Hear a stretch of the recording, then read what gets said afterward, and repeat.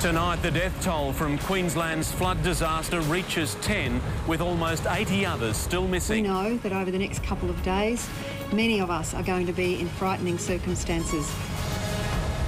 And calls for calm as Brisbane braces for river levels not seen in more than 3 decades. Live from the Queensland flood disaster, this is a special edition of 7 News with Mark Ferguson.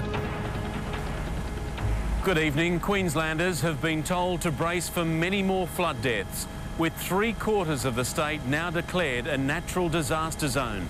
It's been confirmed a 4-year-old boy is the 10th person to die after falling from an SES rescue boat west of Ipswich.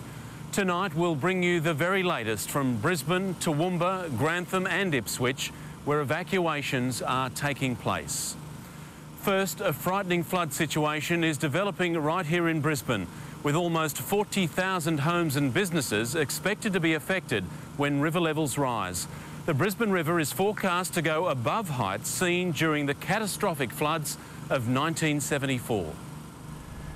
The Brisbane River that flows through the heart of this city is about to burst. 54 suburbs have been inundated, riverside homes now submerged under their water views. The rate that the water's coming down there is just unbelievable. Police closed off the foreshore during high tide with just centimetres separating the river from the CBD.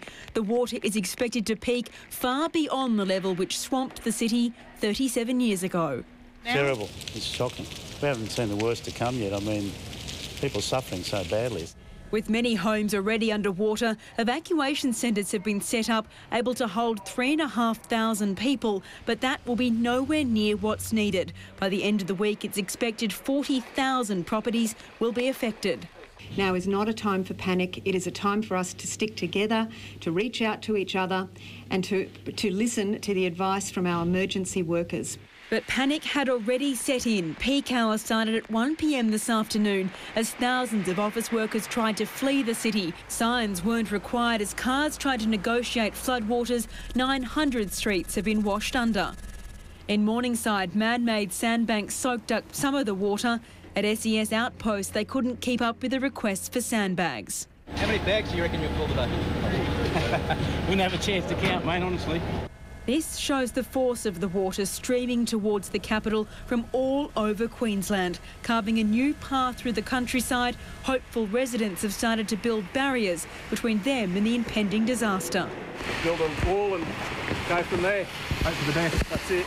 The best is all they can hope for when the worst is what's expected. Edwina Bartholomew, 7 News.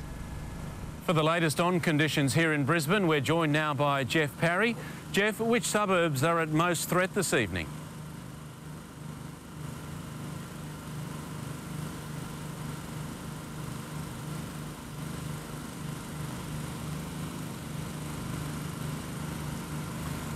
All right, we've lost Jeff Parry there. We will attempt to get him back shortly. We'll move on. We will go to Ipswich, just west of Brisbane, where an emergency alert has been issued tonight for flash flooding. The Brisbane River is likely to reach up to 19 metres by early tomorrow morning. Reporter Chris Reason is at the Ipswich Showgrounds, where an evacuation centre has been set up. Chris, has anyone been told to leave their homes as yet? Good evening.